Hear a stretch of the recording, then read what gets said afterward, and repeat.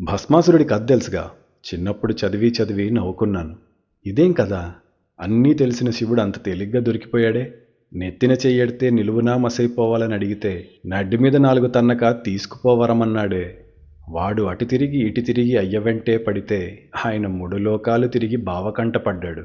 అప్పుడు గండం గట్టెక్కిచ్చిన హరి గట్టిగా తిట్టాడు. ఎందుకయ్యా పిచ్చి అడిగిందల్లా ఇచ్చి నా నిద్ర చెడగొడితి వెన్నినాళ్ళు. 3 కళ్ళు ఉన్నోడి ముందు చూపుండాలి, మాటి మాటికి జాలి ఇంక చాలు. అలాగే పుచ్చుకొని హాలాహలాన్ని గొంతుపై మచ్చకొని తెచ్చుకుంటి. నా చెల్లి సూత్రాలు బలముగా కలుగగా బతికుంటివింకాను చాలు చాలు. ఎవరడిగినా వచ్చి కోరిన వరాలిస్తే అవతారమెత్తెత్తి విసుగు పుట్టే.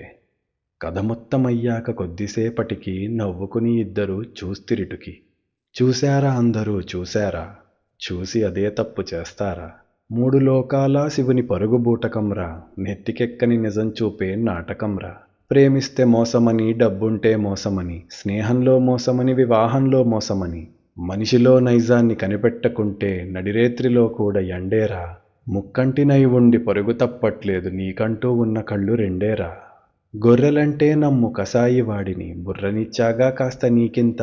మాటలని నమ్మొద్దు చేతలని చూడు, చేతలెప్పుడుండాలి మాటలకి జోడు. అవసరము తీరాక వదిలేను బంధాలు, అవసరము కోసమే కొలిచేను దైవాలు. అవసరమొకటే నిజము, అవకాశమే జగము, ఇది ఏర నిజమైన హాలాహలము.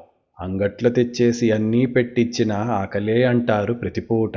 తేరగా జాలిపడి అడిగిందల్లా ఇస్తే తీరుగా ఉండరనే శివుడి మాట.